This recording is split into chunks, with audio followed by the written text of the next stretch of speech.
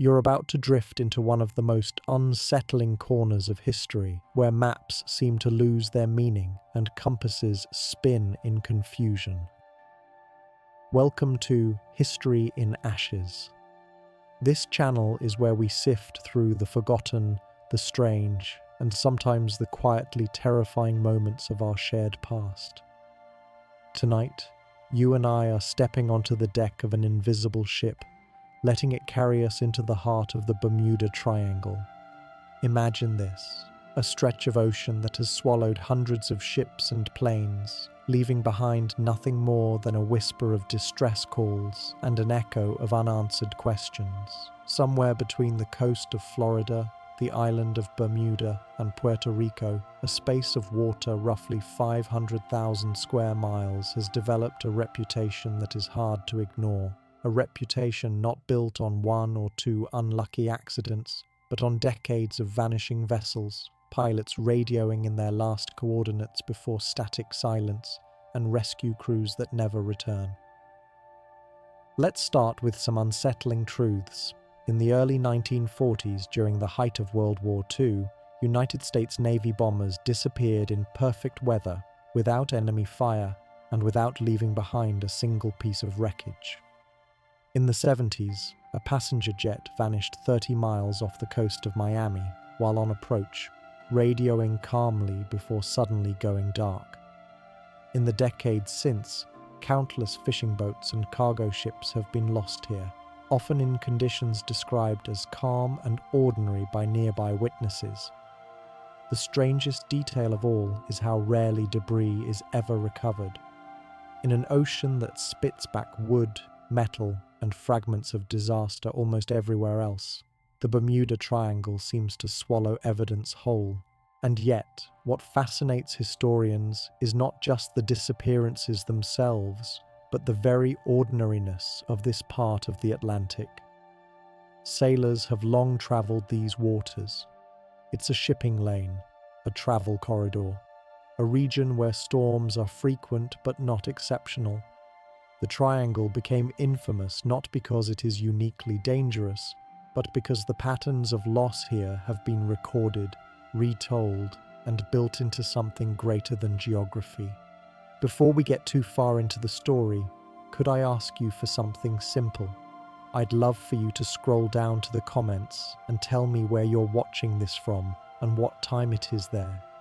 Think of it like plotting our own map across the world, a constellation of listeners drifting together tonight into this watery riddle.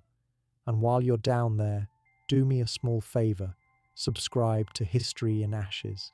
If you don't, who knows? You might vanish into the algorithm like a ship into the Triangle, and none of us will ever hear from you again. Now, back to the story. The Bermuda Triangle did not always have its fearsome reputation. Long before the age of engines, radios, or international flight, sailors whispered about this region. Christopher Columbus himself wrote in his logbook of strange compass readings in these waters during his 1500 voyage to the Americas. His crew grew nervous when their instruments didn't match the stars above. To men who relied on the heavens and the needle of a compass, such discrepancies were not just unsettling, they were potentially fatal. In a world without GPS or modern communication, misdirection meant slow starvation, drifting endlessly at sea, or wrecking on unseen reefs.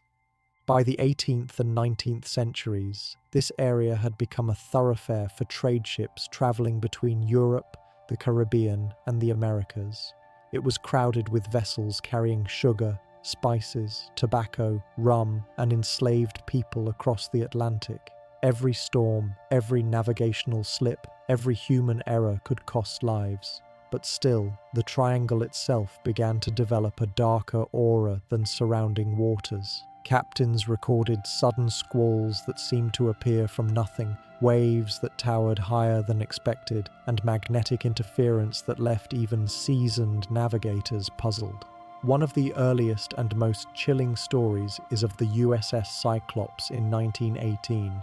This massive Navy cargo ship, carrying over 300 men and a load of manganese ore, simply disappeared without sending a distress call. The weather was calm, the ship was seaworthy, and yet it vanished somewhere in the triangle. To this day, no wreckage has ever been found. Historians often point out the Cyclops was top-heavy and mechanically troubled, but that explanation does not erase the eerie silence of its last journey. For families waiting back home, the triangle became not just a location on the map, but a black hole of grief and unanswered questions. Over the decades, stories like these stacked one upon the other. Each disappearance became a kind of puzzle piece in a picture that no one could quite complete.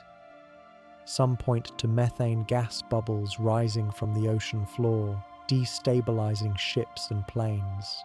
Others blame rogue waves, walls of water rising 50 feet high in seconds, impossible to predict and devastating to anything in their path. Pilots speak of electrical storms scrambling instruments.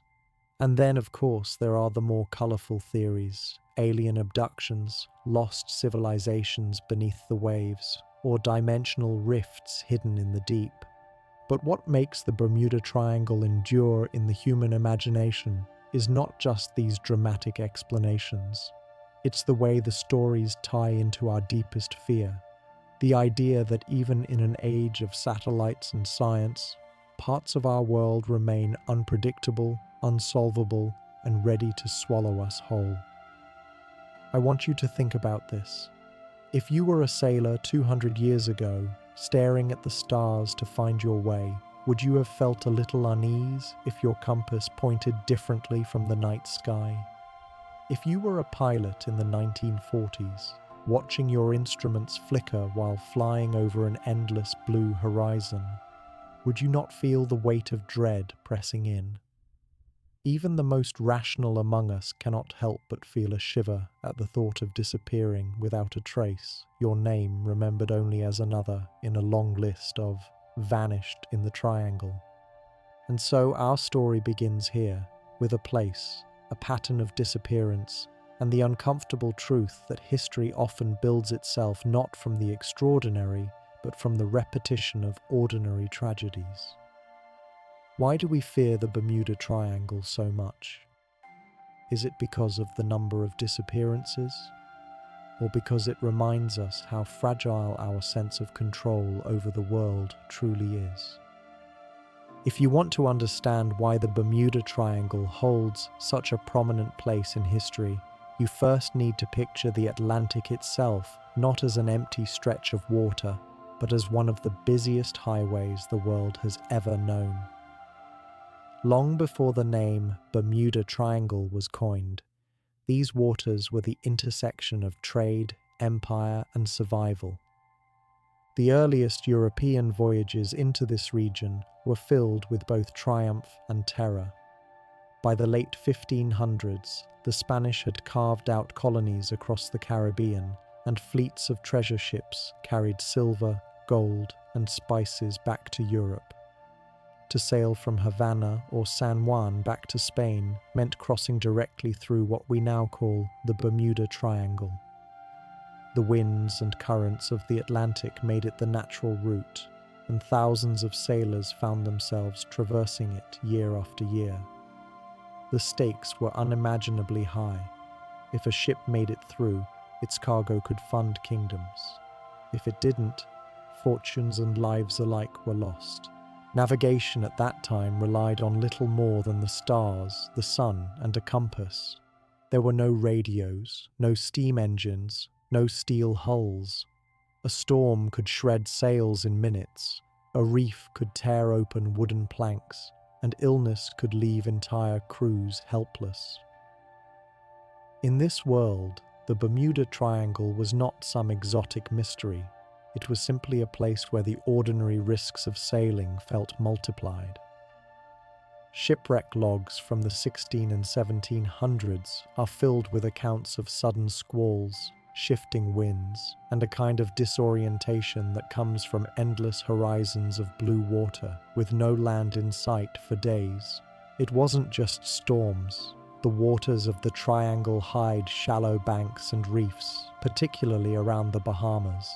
For centuries, these rocky outcroppings were the bane of sailors. Maps were incomplete, compasses sometimes unreliable, and one navigational error could mean crashing into coral shallows that ripped ships apart in hours. Some historians suggest that the sheer density of wrecks in this area, caused by natural hazards, helped fuel the triangle's later reputation. To a sailor who barely survived clinging to driftwood, it didn't matter whether the cause was a storm or something more mysterious. The story, once retold, took on its own life. But there's another layer to this history. The Atlantic was not just a highway for riches.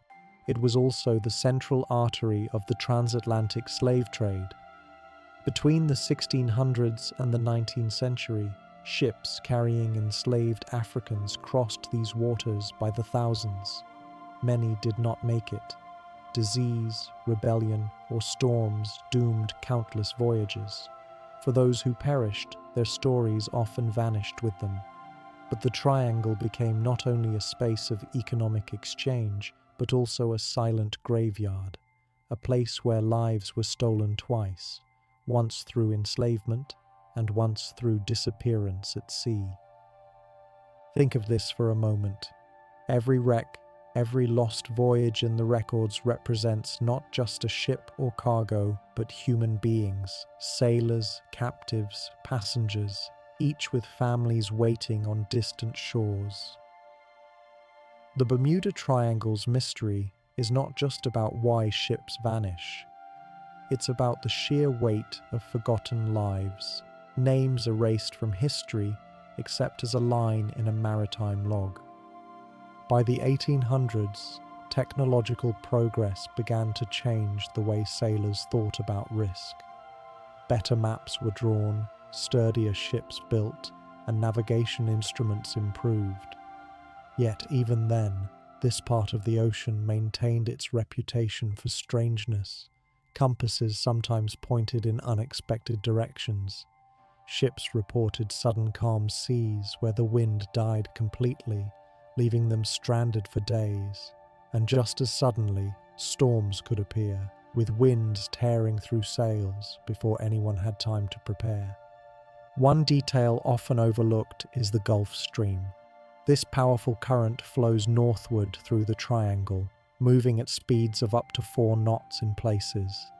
For modern engines, that's no problem, but for sailing ships of the past, being caught in its flow could push them hundreds of miles off course. A wrecked vessel caught in the current could scatter debris far from the site of the disaster, making it difficult for searchers to locate. Even today, the Gulf Stream complicates recovery efforts. Wreckage can vanish from its point of origin almost immediately, giving rise to the impression that ships simply disappear. The reputation of these waters grew not only through direct experience, but through the tales sailors told when they returned. Ports from London to Lisbon, from Havana to Charleston, echoed with stories of ghostly compasses, sudden storms, and ships lost without a trace. It is human nature to give a name to fear, to make sense of danger by imagining that a place itself is cursed.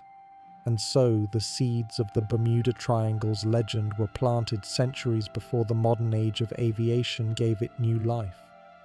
Now imagine yourself as a sailor in the early 1900s, on a merchant steamer rather than a wooden frigate. You may have more reliable engines, stronger hulls, and a wireless radio, but the sea still holds its risks. You've heard of the ships that went down here, the graveyard of wrecks scattered across reefs, the tales of compasses spinning wildly. The fear isn't that the ocean will swallow you, it's that you'll vanish in a way no one can explain. To vanish without leaving even a floating board behind in an era where technology is supposed to protect you is somehow worse than the predictable tragedies of storms. The history of the Bermuda Triangle is, in many ways, the history of human persistence against uncertainty. People kept sailing through again and again because they had no choice. The triangle lies across critical trade routes. It is unavoidable. And with every voyage, whether successful or tragic, the story grew. Each generation added its own layer of unease, until by the mid-20th century, the area had become less of a maritime corridor and more of a mythological stage where human vulnerability played out. Pause for a moment and reflect on this. How many places in the world hold reputations not because of what is seen, but because of what is not seen? The Bermuda Triangle is defined as much by absence as by presence. The absence of wreckage, the absence of answers, the absence of certainty. It's a reminder that history is shaped as much by what we fail to understand as by what we do. So, as you drift deeper into the story tonight, keep in mind that the triangle is not only a riddle of nature. It is a mirror of human history, of empire, trade, survival, and loss. Long before radar and black box recorders, sailors carried with them nothing but charts, courage, and a fear that the ocean might be keeping secrets it would never reveal. And maybe that is why this patch of the Atlantic continues to hold us in its grip. Do we fear the storms, the currents, the reefs? Or do we fear that even in our age of reason, there are still places where history itself feels unfinished? By the middle of the 20th century, the Bermuda Triangle had already earned a reputation among sailors, but it was the age of aviation that transformed the legend from maritime lore into something far larger. Ships had always faced storms and reefs, but when aircraft began to vanish into clear skies without explanation, the story of the Triangle spread far beyond sailors' taverns and naval logs. And no case illustrates this more starkly than the disappearance of Flight 19. It was December 5th, 1945. World War II had ended only a few months earlier, and the United States Navy was engaged in routine training exercises off the coast of Florida. On that afternoon, a squadron of 5 TBM Avenger torpedo bombers took off from Fort Lauderdale on a navigation training flight. The weather was fair, visibility good, and the pilots, all young men with military training, were expected to complete a simple triangular route before returning to base. What unfolded instead became one of the most haunting mysteries in aviation history. The squadron, known as Flight 19, consisted of 14 men led by Lieutenant Charles C. Taylor, an experienced pilot who had flown combat missions in the Pacific. For the first part of their exercise, everything went as planned. Radio transmissions indicated that the planes were flying normally, engines running well. But as the afternoon stretched on, the voices coming through the radio began to change. At first, it was simple confusion. Taylor reported that his compasses were malfunctioning, both giving readings he believed were incorrect. He could not determine where they were. Other pilots in the formation suggested turning west back toward land, but Taylor hesitated. He was convinced they were somewhere over the Florida Keys, and that turning west would take them farther out to sea. The irony, of course, is that Taylor was almost certainly mistaken. Later investigations suggest they were flying east of Florida, not south of it, but in the moment, disorientation grew. The radio logs paint a chilling picture of what happened next. One of the trainees was heard saying, "If we just fly west, we'll get home." But Taylor overruled them, still believing his instruments.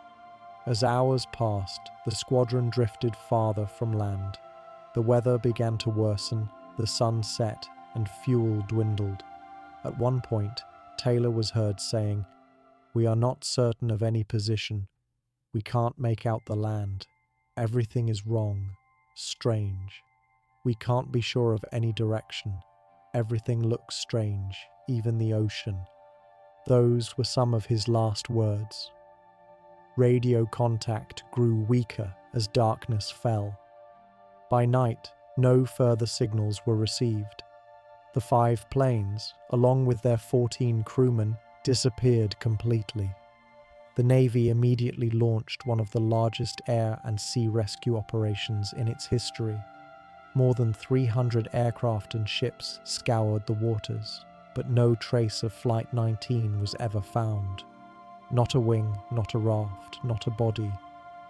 Even stranger, one of the rescue planes sent to search for them, a massive PBM Mariner with 13 men aboard, exploded and vanished only 20 minutes after takeoff. Witnesses on a nearby tanker reported seeing a fireball in the sky, and then nothing. The Mariner's wreckage was never recovered either.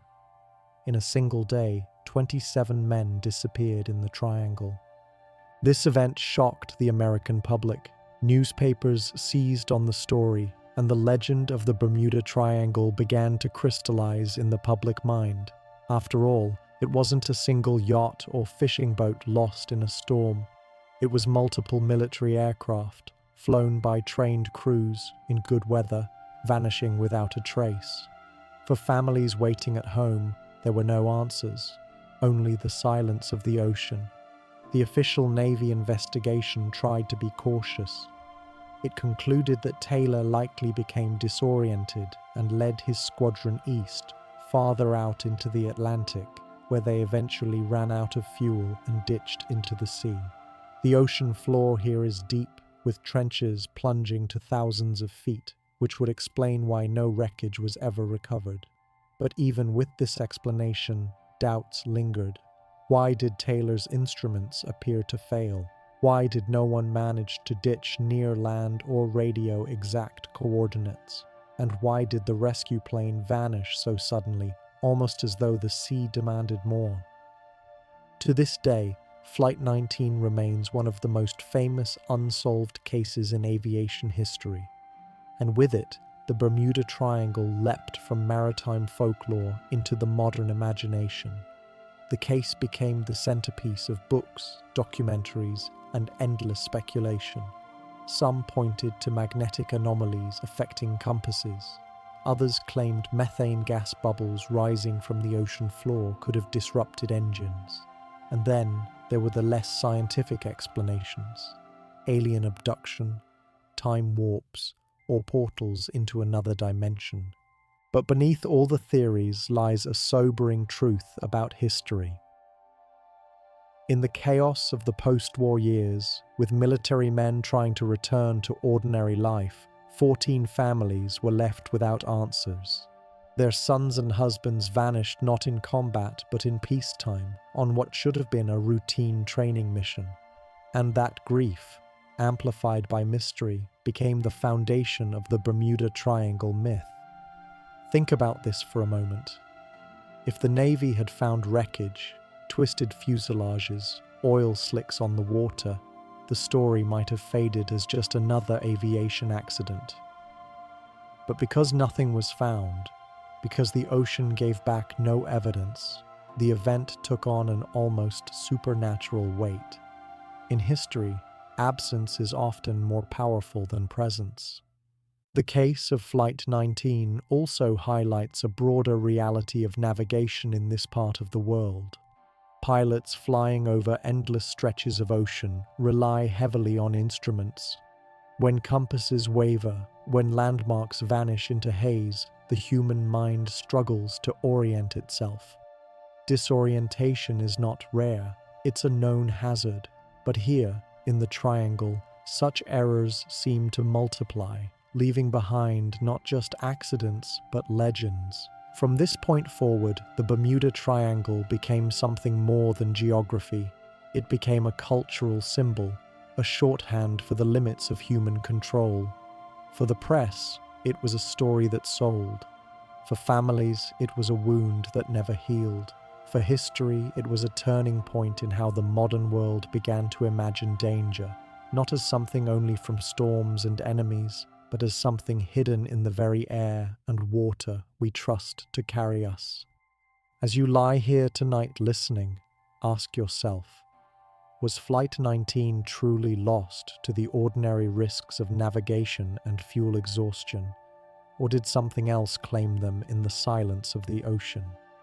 Is the mystery merely an accident magnified by uncertainty, or does it reveal something about the way history itself resists neat explanations? When we think of the Bermuda Triangle today, it often comes wrapped in a cloak of myth. Tales of vanishing aircraft, ghost ships, and theories that border on the fantastic. But during the world wars of the 20th century, this patch of ocean was not a legend. It was a critical artery of naval power and supply, a stage where thousands of ordinary men lived, worked, and sometimes died in ways that rarely made headlines. The Atlantic during World War II was a battlefield of its own. German U-boats prowled the waters, preying on Allied cargo ships as they carried fuel, weapons and supplies between North and South America and across to Europe. And the Bermuda Triangle sat squarely on some of the most important routes. The Caribbean provided oil, bauxite and raw materials. Ports in Florida and Puerto Rico were major logistical hubs. Bermuda itself hosted naval bases and air stations. Every convoy moving through these waters had to pass through the region that would later be cloaked in mystery. For the men aboard those convoys, life was defined by a mix of monotony and dread. Days blurred together, standing watch on deck, cleaning equipment, checking for leaks, eating rations that were often stale by the time they reached the ship. Yet woven into that routine was the constant threat of disaster. A torpedo could rip into the hull without warning. A sudden storm could scatter ships into isolation.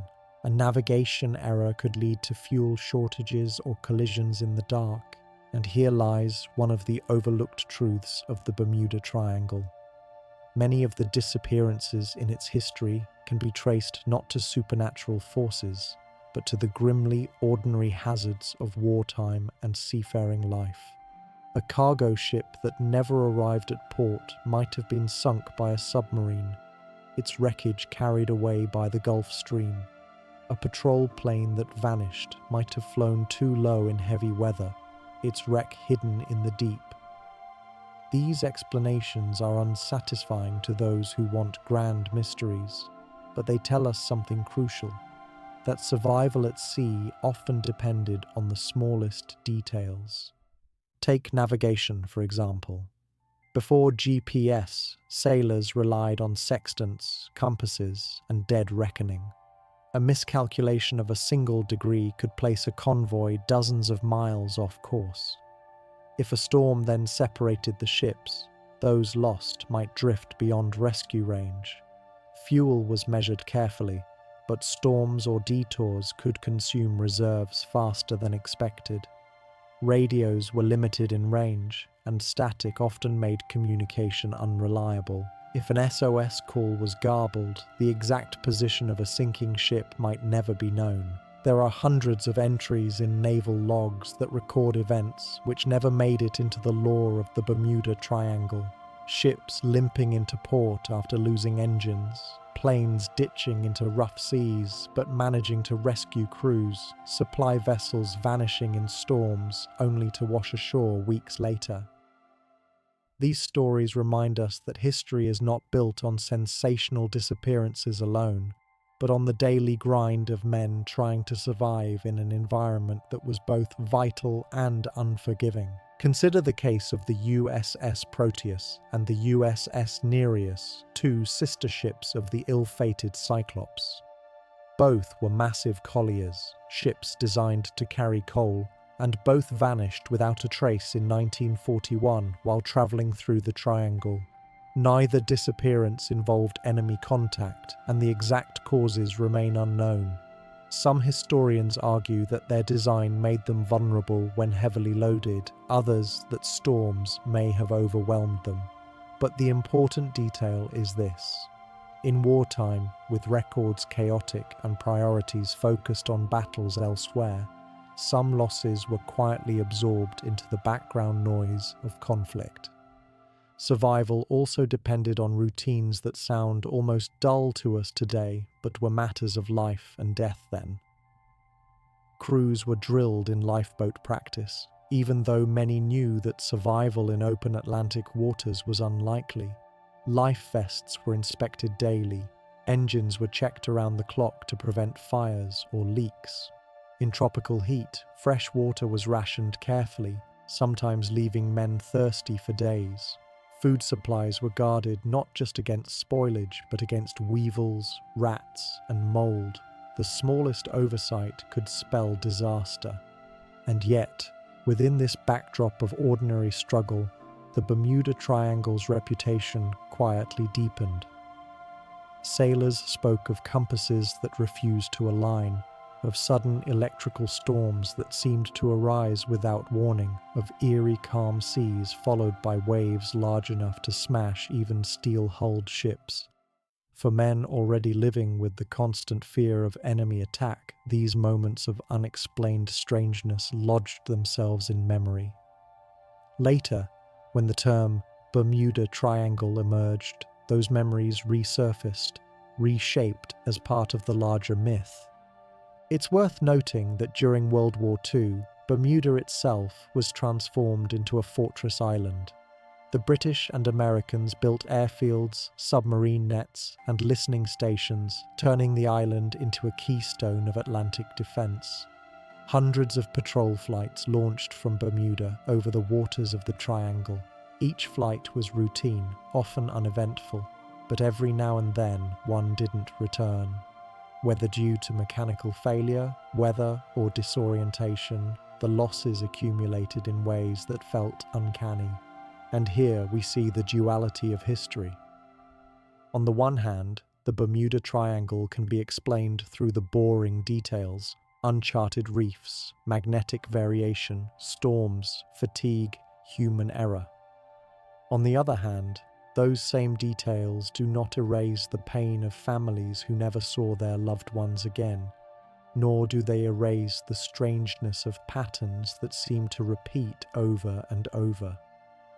So the question becomes, is the Triangle truly extraordinary, or is it simply the part of the ocean where history chose to concentrate its ordinary tragedies? By the end of World War II, thousands of men had passed through the Triangle, most without incident. But the losses that did occur, like Flight 19, like the vanished colliers, created a foundation for something larger. And in the quiet years that followed the war, when sailors returned home and shared their stories, those small, haunting details took root in the public imagination. Pause for a moment and picture yourself not as a historian, but as a 19-year-old sailor in 1942, standing on the deck of a cargo ship under a starlit sky. The ocean stretches endlessly in every direction, your compass needle quivers slightly, and the only sound is the hum of engines and the splash of waves. You know U-boats are out there, you know storms can rise without warning, and you know your ship is heavy with cargo that makes it sluggish in rough water. Would you not, in that silence, feel the weight of history pressing in? Would you not understand why sailors told stories that made the ocean itself seem cursed? Perhaps that is the real mystery of the Bermuda Triangle. It is not that ships and planes vanish here more than anywhere else.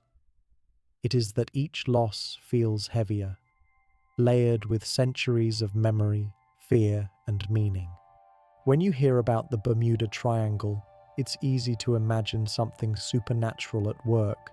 Mysterious forces, hidden dimensions, or ancient powers under the sea. But if you really want to understand why ships and planes vanish here, you need to look first at something far more ordinary and far more dangerous: the weather. This corner of the Atlantic sits directly in the path of some of the planet's most powerful natural forces.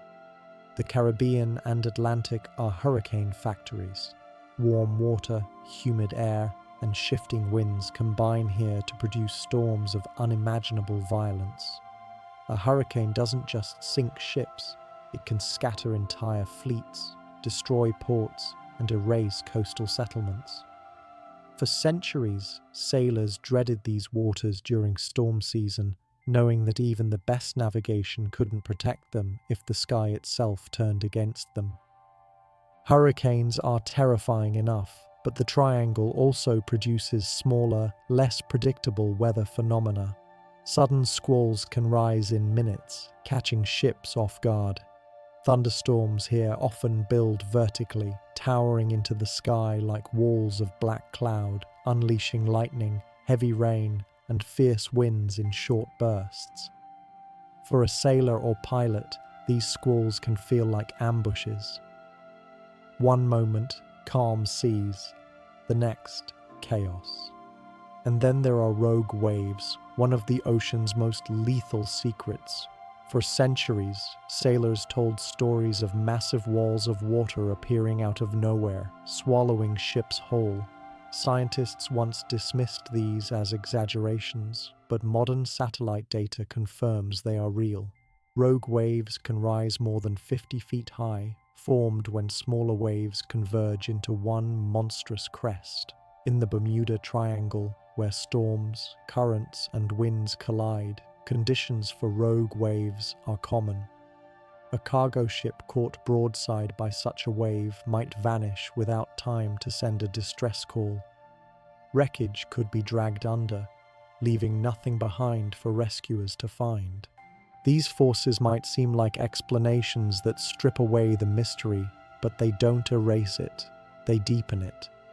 Because the very ordinariness of storms and waves only highlights how fragile human technology really is. We build ships of steel, planes with engines powerful enough to cross oceans, and yet all it takes is a shift in air pressure or a surge in the sea to undo it all. It's worth noting too that the Gulf Stream complicates everything. This massive current flows directly through the triangle, moving faster than most rivers. When storms strike, the Gulf Stream can amplify their power, turning already dangerous waves into walls of water. It can also scatter wreckage quickly, meaning that even when ships do go down, debris may never be found where the accident occurred. To searchers, it looks as though the sea has swallowed the evidence. There's a quiet irony here. The Bermuda Triangle's reputation as a place of supernatural danger may simply come from its position as a crossroads of natural power. It lies where warm tropical waters meet shifting winds, where trade routes cross, where storms are born. Ships and planes disappear here not because of some hidden curse, but because this is one of the most dangerous natural environments on Earth. And yet, as human beings, we resist accepting ordinary explanations. We crave stories that make sense of tragedy, that turn loss into meaning. For a grieving family, the idea that a loved one was taken by something extraordinary can feel more bearable than the thought that it was just bad luck and bad weather. The Bermuda Triangle feeds that human need. Think about this. In September of 1950, a DC-3 passenger plane vanished while flying from San Juan to Miami. The weather was reported as moderate. Passengers had written postcards that would never be delivered. The crew made no distress call. The ocean returned nothing. Was it weather? Was it error? Or was it, as newspapers began to suggest, the mystery of the triangle? To those left behind, the difference mattered less than the fact that no bodies were returned, no wreckage was found. The storm, whether literal or metaphorical, had claimed them. The history of weather in the triangle is also a history of how people cope with unpredictability. Sailors learned to read the sky, to watch the color of the clouds and the shift of the wind. Fishermen in the Bahamas knew that when the sea grew suddenly glassy, a storm might be near. Pilots trained to avoid thunderheads, to trust their instruments even when visibility dropped to nothing. Survival here often depended on noticing details that others might miss. The boring routines, checking barometers, plotting weather reports, measuring wind, were the difference between life and death. And here is where I need to interrupt myself, just for a moment. If you're still with me, still awake, or perhaps drifting into half sleep, please make sure you've subscribed to History in Ashes. I'm telling you this honestly, without your support, this channel won't survive. Just as a ship cannot stay afloat without a crew, we cannot keep making these long, careful dives into forgotten history without you. So if you haven't subscribed yet, go ahead and do it now. Otherwise, like many ships in the Triangle, this channel may one day vanish, leaving only silence. And wouldn't that be its own kind of mystery? Now, let's return. The science of weather doesn't make the Bermuda Triangle less fascinating. It makes it more so. Because what the Triangle teaches us is that history is not only shaped by wars, leaders, or inventions, but also by the air and water that surround us. Ordinary men and women set out across these waters, confident in their vessels, only to learn that confidence means little when nature decides otherwise. And their disappearances became part of a larger story. A story we tell not because we have answers, but because the absence of answers unsettles us. So the next time you see a storm cloud building on the horizon, or watch the sea grow restless under shifting winds, think of the sailors and pilots who entered the Bermuda Triangle and never returned. Was it simply the weather that claimed them? Or does the very predictability of storms make the mystery all the more unsettling? Because if we can explain it, why do so many questions remain unanswered?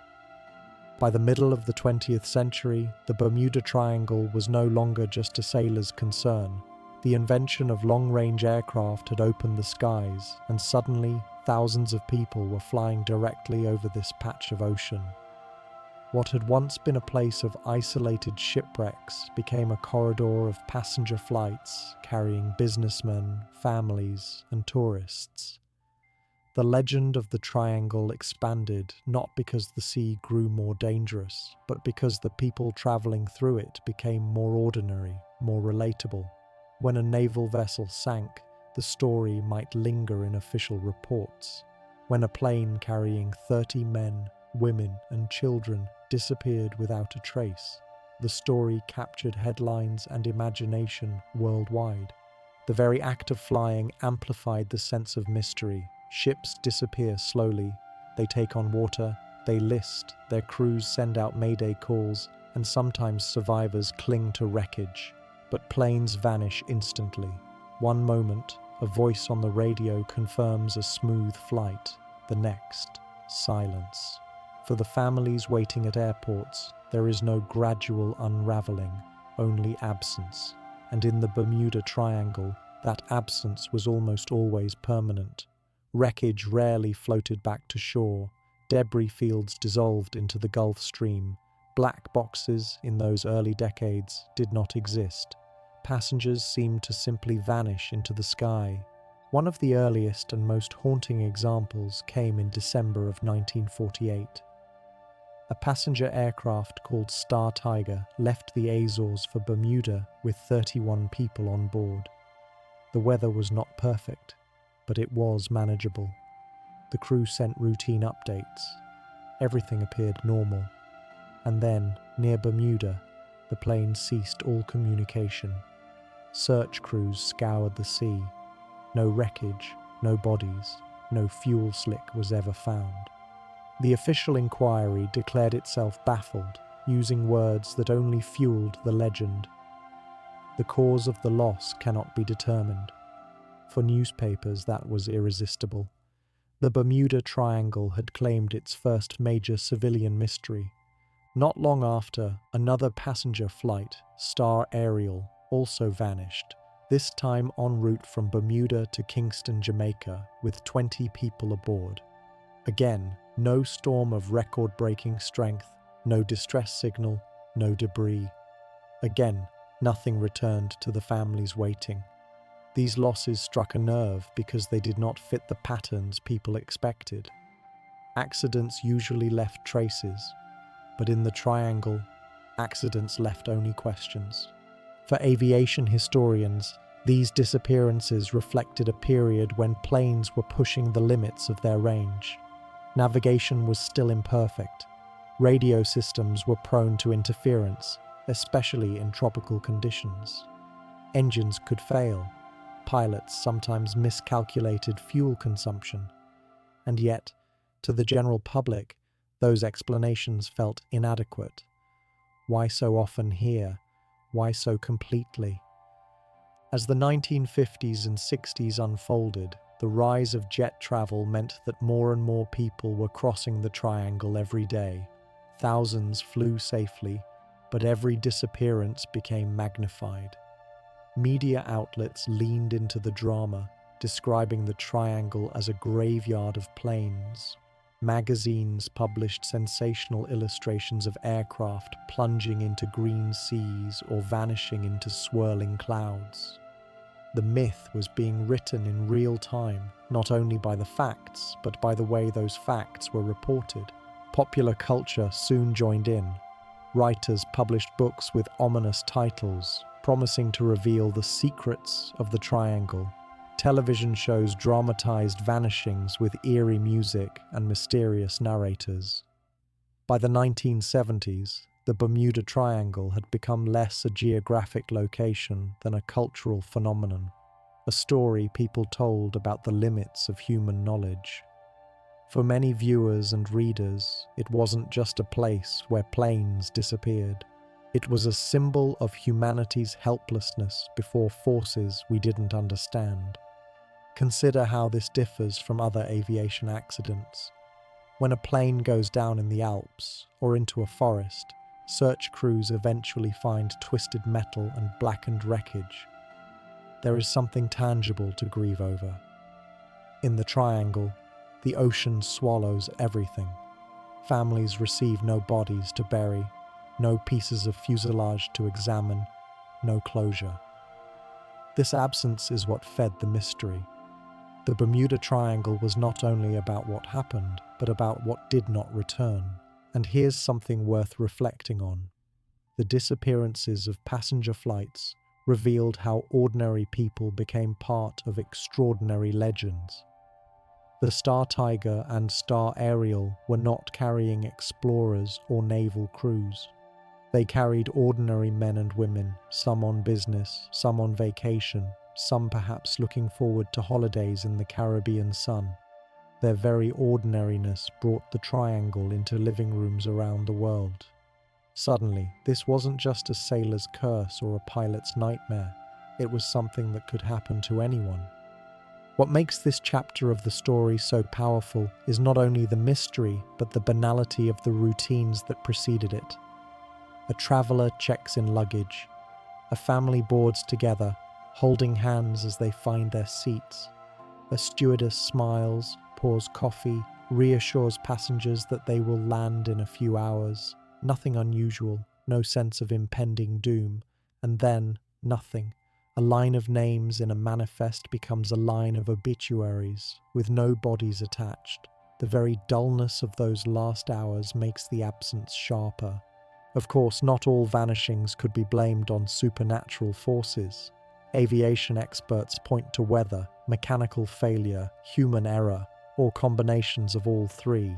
But even when explanations existed, the triangle provided fertile ground for exaggeration. If a plane disappeared outside Miami, it was reported as a crash. If it disappeared in the triangle, it was reported as a mystery. The location itself shaped the story. This raises a deeper question about how history is written. Do we tell the story of the Bermuda Triangle because of its statistical danger or because of its symbolic power? Studies later showed that the rate of disappearances in the triangle was not higher than in other heavily traveled regions of ocean. But the stories told about this place made it unique. The legend was not in the numbers, it was in the narrative. So the rise of aviation turned the triangle from a maritime puzzle into a global obsession. It was no longer about charts and compasses, but about families who never saw loved ones again, about flights that took off and never landed, about airports where waiting crowds were met not with arrivals, but with silence. And once popular culture wrapped its arms around these mysteries, the triangle could never return to being just another patch of ocean. But that leaves you with a question worth considering before we move on. Do you think it was the actual disappearances that built the triangle's reputation? Or was it the way the world chose to remember them? When you think about the Bermuda Triangle, it's often the planes that capture imagination. The sudden vanishings, the unanswered radio calls, the silence in the skies. But long before aviation filled the headlines, it was the ships that built the foundation of the mystery. Even after airplanes began to dominate attention, cargo vessels continued to vanish in ways that baffled sailors, insurers, and investigators alike. And if you look closely, the story of the Bermuda Triangle is not just a tale of spectacular accidents, but of an industry trying to manage risk in one of the world's most unpredictable corridors of trade. The Atlantic shipping lanes through the triangle are busy. Vessels pass between the Gulf of Mexico, the Caribbean, and the Atlantic coast of the United States. Tankers carry oil, freighters haul grain, liners transport passengers. These routes have been vital for centuries. The triangle is not an empty space, it's a highway, and highways, by their very nature, accumulate wrecks. Yet some of the losses here stand out not because of frequency, but because of the details. Take the case of the SS Marine Sulphur Queen. In February of 1963, this converted T2 tanker set out from Beaumont, Texas, bound for Norfolk, Virginia, with a cargo of molten sulfur. She had 39 men on board. Somewhere in the triangle she disappeared. No distress call was received. Weeks of searching yielded only a few bits of debris. Life jackets, pieces of planking, a few rafts. The bodies of the crew were never recovered. Molten sulfur is dangerous, corrosive, and volatile. Investigators suggested that structural weaknesses or an onboard explosion might have doomed the vessel, but the lack of definitive wreckage fed speculation. To the families of the lost men, the explanations felt unsatisfactory. The triangle, once again, became the shorthand for what official reports could not confirm. Another case often cited is the loss of the SS Cyclops during World War I. This enormous coal carrier, operated by the US Navy, vanished in 1918 with more than 300 men aboard. She was last seen near Barbados, and then, nothing. No signal, no wreckage, no survivors. To this day, the disappearance of the Cyclops remains the single largest non-combat loss of life in US naval history. Theories range from structural failure to enemy sabotage to storms. But the simple fact is that no one knows, and that uncertainty keeps the Cyclops woven into the lore of the triangle. What makes these cases compelling is not just their scale, but the silence that followed. Ships are supposed to leave trails. Oil slicks, floating debris, distress flares. But in these cases, as in so many others, the ocean offered nothing but stillness. Silence is what transforms an accident into a mystery. Behind these dramatic stories, though, lies a quieter reality. Shipping companies and insurers kept meticulous records.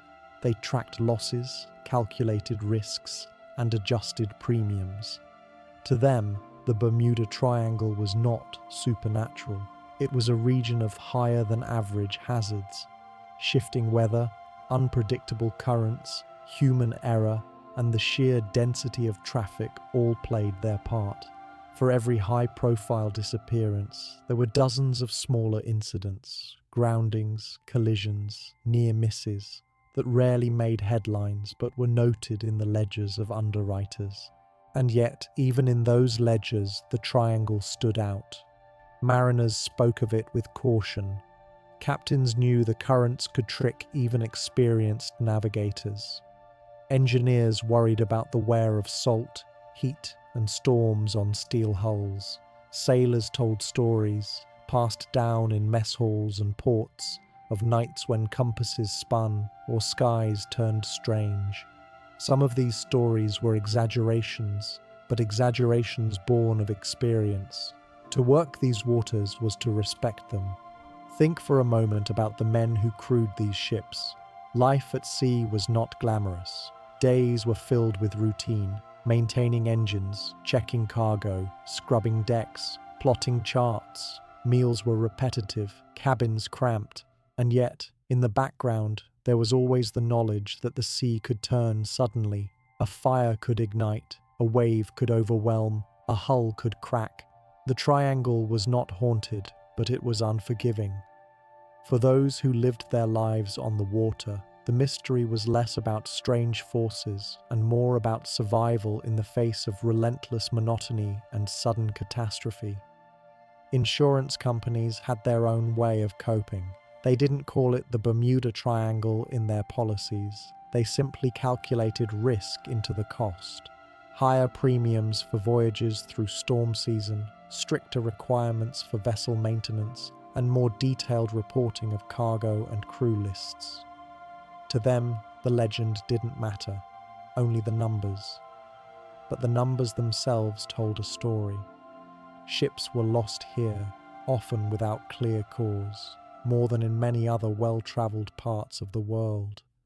By the mid-20th century, journalists were mining these shipping losses for narratives. A freighter goes missing, and suddenly it's not just a tragedy, it's a triangle mystery. The dullness of insurance reports was transformed into gripping headlines. Phantom Sea claims another vessel, vanished without a trace. These stories travelled far, cementing the region's reputation in the public imagination. And yet, beneath the headlines, the real story was one of human resilience. Each disappearance left behind widows, children, and communities struggling to carry on. For the families of the 39 men aboard the Marine Sulphur Queen, the absence of bodies meant years of uncertainty. For the loved ones of the Cyclops crew, there were no graves to visit, no closure. These were not just mysteries. They were personal tragedies, born quietly by ordinary people. The shipping industry continued to evolve. Radar, satellite navigation, and improved weather forecasting reduced the risk. But even in modern times, ships have vanished. The ocean remains vast, and human technology, no matter how advanced, cannot erase its dangers. The Bermuda Triangle is not unique in that respect, but the history of its losses has made it unforgettable. And here's a question to sit with as we close this section. Was it really the ocean itself that made the Bermuda Triangle seem extraordinary? Or was it the way we chose to tell the stories of those who never came back? By the 1970s, the Bermuda Triangle had become a household name. Best-selling books and television specials painted it as an unsolvable enigma, a place where ships and planes disappeared into some unknown void. The public embraced it. But in the background, another story was quietly unfolding. The story of skeptics, scientists, and government agencies who insisted that the Triangle's reputation was built on exaggeration, selective reporting, and, at times, outright invention. One of the first major pushbacks came from the US Coast Guard. Sailors and airmen under its command knew the waters of the Triangle well. They responded to distress calls, conducted search and rescue operations, and filed reports. To them, the accidents attributed to the Bermuda Triangle were neither unusual nor mysterious. In a statement, the Coast Guard declared that the Triangle was not statistically more dangerous than any other heavily traveled region of ocean. Yes, vessels sank. Yes, planes went down. But so they did in the Pacific, the Indian Ocean, and even the Mediterranean. The difference, in their view, was not in the accidents. It was in the storytelling. The US Navy offered similar conclusions. Their records showed no spike in unexplained losses. Accidents, when investigated, usually had causes: storms, mechanical failures, navigation errors, even fires. The Navy rejected any notion of supernatural forces. The triangle, they argued, was a myth inflated by authors who cherry-picked cases while ignoring thousands of safe voyages. Scientists weighed in as well. Oceanographers pointed to the Gulf Stream, a powerful current that could quickly disperse wreckage, giving the illusion that nothing remained of a sinking. Meteorologists highlighted the unique weather patterns of the region: hurricanes, squalls, and waterspouts that could overwhelm ships and disorient pilots. Geologists suggested another possibility: methane hydrates trapped beneath the seafloor. If these hydrates suddenly erupted, they could release massive amounts of gas, reducing the density of seawater and causing ships to lose buoyancy. It was a dramatic theory. Imagine a vessel sinking not because of a storm, but because the sea itself temporarily lost its ability to hold it up. Though evidence for such eruptions in the triangle remains sparse, the possibility intrigued researchers. Pilots and aviation experts added their own perspectives. Magnetic anomalies, often cited by sensational accounts, were real, but they were not unique to the triangle. The Earth's magnetic field shifts naturally, creating areas where compasses behave strangely. Pilots trained for this. The idea that the triangle held a special magnetic danger was, in their view, overstated. Human error, combined with bad weather, was a far more convincing explanation for most vanishings. Then came the work of skeptics who decided to dig into the numbers.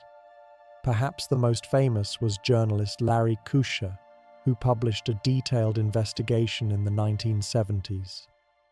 Kuscher combed through records of supposed Bermuda Triangle mysteries and discovered that many had been misreported. Some ships that were said to have vanished in calm seas had actually sunk in storms. Some planes that were declared missing without trace had, in fact, sent distress signals and been partially recovered. In certain cases, vessels listed as missing had never entered the triangle at all. His conclusion was blunt. The Bermuda Triangle mystery was a manufactured myth, born of sloppy research and sensational writing, and yet, despite these rebuttals, the legend persisted. Why?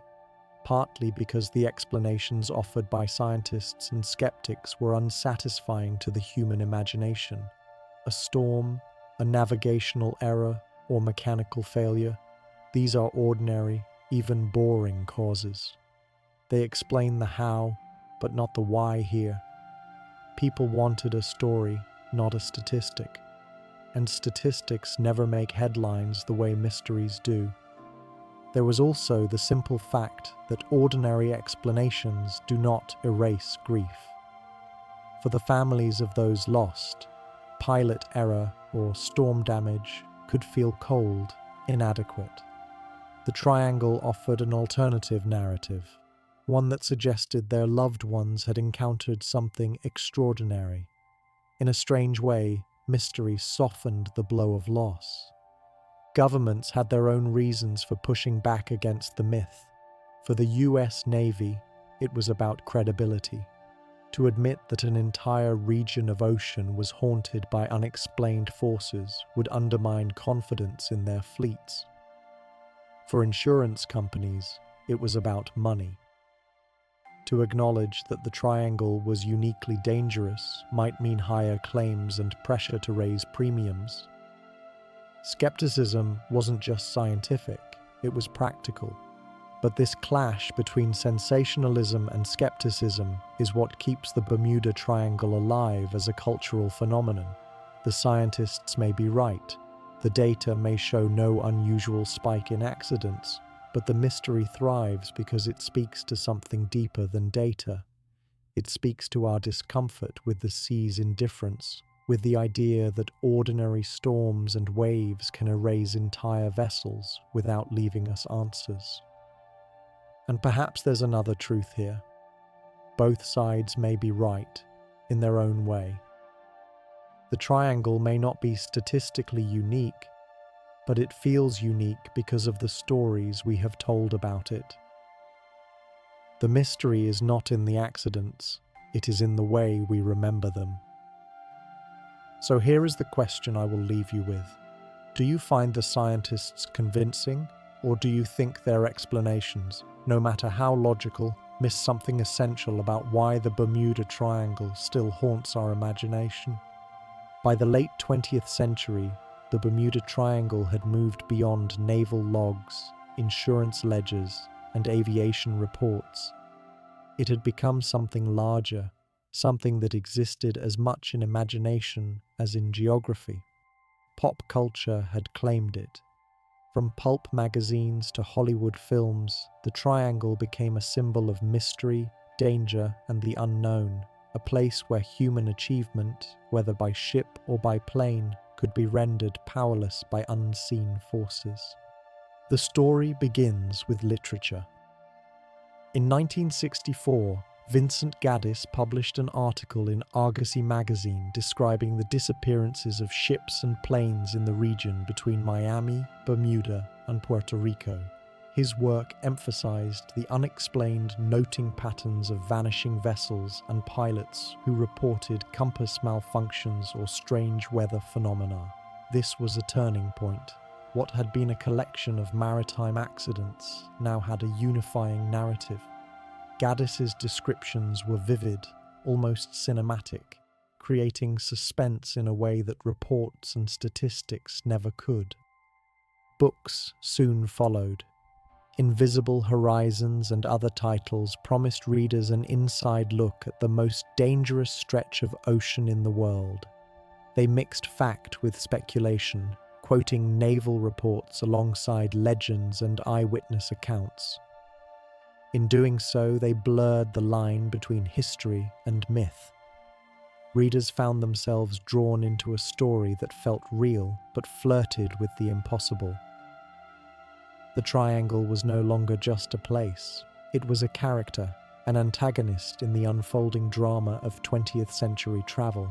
Magazines and newspapers eagerly seized the narrative. Articles with titles like Phantom Ships of the Bermuda Triangle or Mystery in the Sky appeared in mainstream publications, alongside sensational illustrations of disappearing aircraft and vessels swallowed by green, roiling waters. Illustrators created images of planes tilting into clouds with no ground in sight, of ships tipping under massive waves. For the public, these images shaped perception as much as any official report. Hollywood quickly followed. Movies and television shows dramatized the triangle with suspenseful music, ominous narration, and cinematic reenactments. One classic film showed a luxury yacht disappearing without a trace during a vacation cruise, while another depicted a cargo plane swallowed by a storm in mid-flight. Even children's cartoons referenced it, portraying the triangle as a place of danger and mystery lurking just beyond the horizon. Each dramatization reinforced the narrative. The Bermuda Triangle was a place where ordinary rules did not apply. Tourism responded to the fascination as well. Bermuda and nearby islands in the Caribbean began to market themselves to visitors intrigued by the legend. Guided tours would point to sites of famous disappearances or display newspaper clippings from decades past. Souvenir shops sold maps of the triangle, t-shirts emblazoned with ships and planes, and novels recounting the most famous cases. What had once been a quiet area of ocean became, in a sense, a cultural landmark, celebrated as much for its mystery as for its beaches and ports. The triangle also thrived in the era of conspiracy theories. Radio shows and later television specials suggested everything from alien abductions to underwater civilizations. Some theorists proposed time warps, magnetic anomalies, or portals into other dimensions. Scientific explanations were included, but often overshadowed by the more sensational claims. These ideas, while speculative, captured the imagination of the public and reinforced the sense that the triangle was a place where the ordinary rules of physics and reason did not always hold. What makes this cultural embedding so fascinating is the way it contrasts with reality. Statistically, as skeptics like Larry Kuscher later showed, the Bermuda Triangle is no more dangerous than other heavily trafficked regions. Yet the narrative of mystery has persisted for decades. The difference lies not in fact, but in storytelling.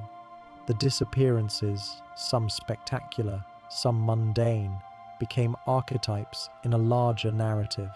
Human fragility against the forces of nature and the unknown. Even today, the triangle appears in video games, documentaries, and podcasts. It has become shorthand for unsolved mystery in popular culture. You hear the term and immediately imagine vast, empty oceans, sudden storms, and the possibility that a plane or ship might vanish at any moment. That cultural resonance is powerful precisely because it is built on layers of historical events, interpreted, dramatized, and reinterpreted across decades. And yet, the legend also carries a subtler lesson about human perception. The triangle teaches that humans are storytellers at heart. We notice patterns, link coincidences, and create narratives where randomness might exist. We amplify what is dramatic, downplay what is mundane. We remember the vanishings and forget the countless uneventful crossings. In doing so, we transform geography into myth, history into legend. Think for a moment about what it means that a real place, one traversed daily by commercial and military traffic, can take on a life entirely separate from its physical reality. How much of what you know about the Bermuda Triangle comes from actual reports, and how much comes from novels, films, and television shows? In a way, the triangle exists as much in collective imagination as in the Atlantic Ocean itself. So, as you picture it tonight, the triangle becomes both a historical record and a cultural artifact. Each disappearance is real, each legend exaggerated, and each retelling a reflection of human fascination with the unknown. Ordinary sailors, pilots, and passengers become part of a story that stretches beyond fact into folklore. And that is the enduring power of the Bermuda Triangle. It is where history, myth, and imagination converge, leaving us with questions we may never fully answer. As we arrive at the edge of our journey through the Bermuda Triangle, it's worth pausing to reflect on what this place really represents. From vanished colliers like the USS Cyclops, to passenger flights such as Star Tiger and Star Ariel, to merchant vessels lost in storms, the Triangle has always been about people navigating an environment they could not fully control. And perhaps that is why it remains so compelling. It reminds us of the delicate balance between human ambition and the vast, indifferent forces of nature. History often records triumphs and disasters, but the Bermuda Triangle teaches us that even ordinary events can become extraordinary through the lens of perception. A storm becomes a mystery, a miscalculated course becomes a legend, and a routine flight transforms into a tale that captivates millions. The triangle exists not just as a physical location in the Atlantic, but as a mirror of human psychology, our fascination with the unknown, our need to explain the unexplainable, and our tendency to weave patterns from randomness. Think about the men and women who actually pass through this region. For sailors, the daily grind of deck work, engine checks, and cargo management was punctuated by moments of fear. The approach of a squall, the glare of lightning over a dark sea, the creak of timbers under stress. For pilots, the monotony of flight was suddenly broken by turbulent winds, sudden electrical storms, or navigational disorientation. In each case, survival relied on ordinary skills, attention to detail, experience, and sometimes sheer luck. These people lived, and sometimes died, under conditions that were harsh but explainable, even if later remembered as extraordinary. Yet, as we have explored in earlier sections, the Bermuda Triangle became more than just a location. It became a cultural touchstone, amplified by writers, filmmakers, journalists, and storytellers. It entered our imagination because it offered a narrative structure that few other geographic locations could match. Here, accidents became tales, ordinary dangers became mysteries, and the absence of bodies or wreckage amplified the sense of the unknown. In short, it became a story we continue to tell because it satisfies a fundamental human craving, the desire to confront uncertainty in a tangible way. Even the skeptics, who insist that the triangle is statistically unremarkable, cannot diminish the symbolic power of the region. They can explain the disappearances, storms, rogue waves, magnetic anomalies, human error, but they cannot erase the stories that have grown around these explanations, nor would they want to. The legends of the triangle persist precisely because they bridge the gap between the known and the unknown, the historical and the mythical. And here lies a subtle, perhaps overlooked lesson. History itself is not only a collection of facts, dates, and records. History is also how we remember, interpret, and retell events. The Bermuda Triangle, in this sense, is a perfect example. The facts, the ships lost, the flights vanished, the storms encountered, are indisputable, but the narrative, the mystery, is a product of human interpretation. This is why historians, writers, and even casual enthusiasts find themselves returning to the triangle again and again. It is as much a study of human perception as it is a study of geography. Moreover, the Bermuda Triangle teaches us about resilience. Each disappearance was a tragedy, yet life went on. Shipping companies continued to operate vessels, pilots continued to navigate these skies, and families of the lost adapted to grief and uncertainty. These ordinary acts of survival, continuing to work, to travel, to live, remind us that history is built not only on dramatic events, but also on the mundane perseverance of ordinary people. The triangle's mystique exists not despite history, but because of it. So why do we remain fascinated by the Bermuda Triangle today? Perhaps it is because it represents a confluence of forces, natural, technological, human, and cultural. The sea is vast and powerful, storms are unpredictable, and our technology is not infallible. Add to that the narratives of literature, film, and journalism, and you have a phenomenon that endures in collective memory. It is, in a sense, a microcosm of human history itself. Ordinary events amplified into extraordinary stories through perception, retelling, and imagination. As you sit back and imagine the triangle tonight, think not only of the vanished ships or planes, but of the people who traveled through these waters, men and women whose lives were shaped by forces both visible and invisible. Imagine the deckhands checking lifeboats, the pilots adjusting their compasses, the families waiting on shore, and the storytellers who would later capture these moments for readers and viewers around the world. The Bermuda Triangle is, at its core, a human story. A story of risk, endurance, loss, and the insatiable desire to understand what lies beyond our control. And perhaps the most enduring question remains unresolved. Will we ever truly know why some vessels vanished while thousands passed safely through these waters? Or is the mystery itself the point, The reminder that even in a world increasingly governed by science and technology, there remain places where uncertainty rules, where ordinary events can seem extraordinary, and where history and myth entwine. The Bermuda Triangle is not just a map of ocean and air. It is a map of human curiosity, fear, and imagination. It asks us to consider our place in the natural world, the limits of our knowledge, and the stories we choose to tell. And in the end, maybe that is the real mystery. Not what disappeared in the triangle, but why we keep returning to it, generation after generation, in search of understanding, in search of wonder, and in search of ourselves.